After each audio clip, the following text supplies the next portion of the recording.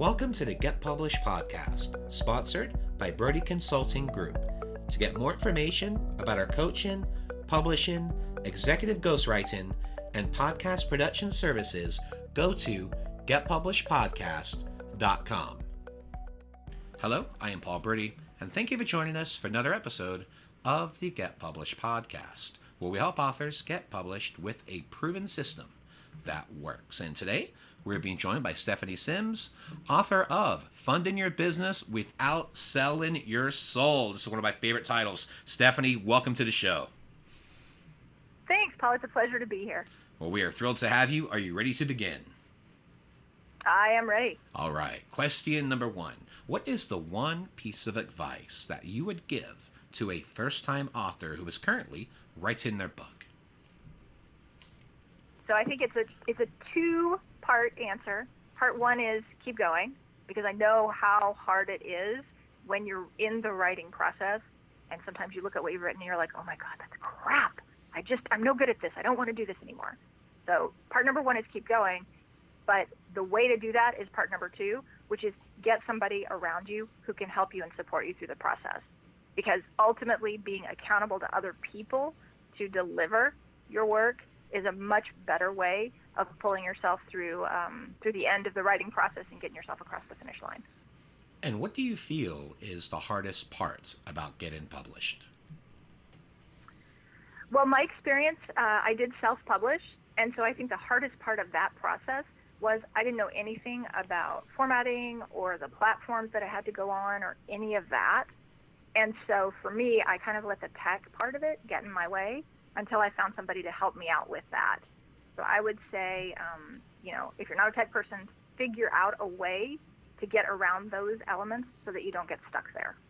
Well, and I love that you mentioned that, because when we were talking before the show, I asked you which route you went, and you immediately said self-publishing, but with a team. And I think that's one of the best approaches. As long as you can find someone who is good at editing, formatting, book cover design, then you can essentially do this yourself. But if you're trying to do every single thing yourself and not running it like a CEO, then you could be in for a world of hurt.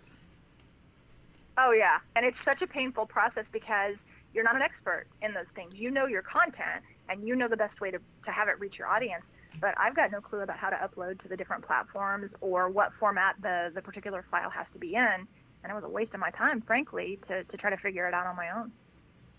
Absolutely. Well, speaking about books, we're going to transition over a little bit to marketing. So please share a marketing strategy that you have used in your book launch that has worked well.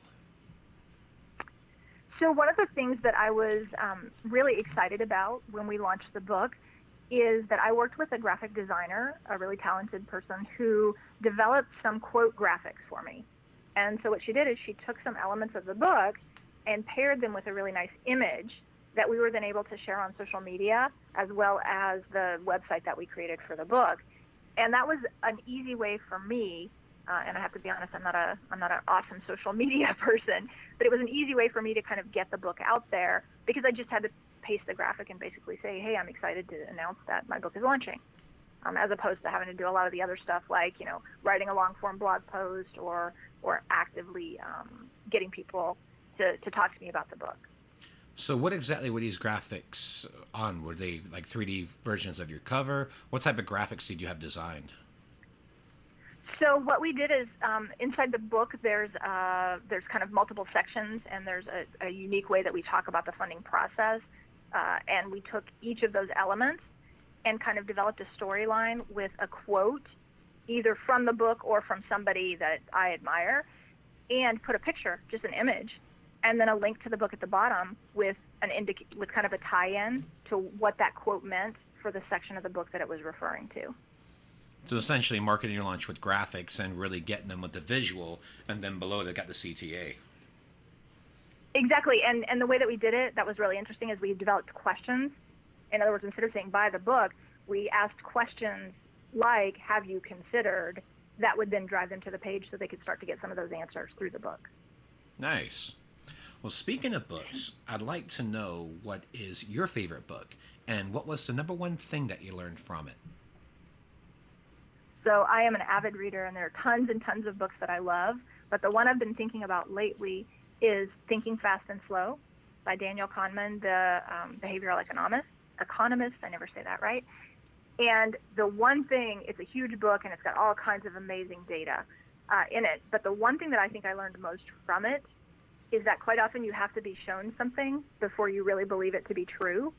And in that book, he does such a great job of talking to you about a concept and then having you do an exercise right there in the book that proves the point that what you thought you were going to get was not what you really got.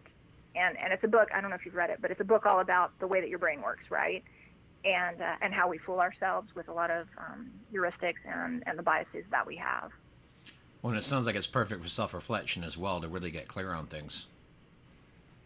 Yeah, it's great, and it also kind of helps you recognize that there's a lot less that you control than you think, which is helpful, particularly in the current environment we're living in, right?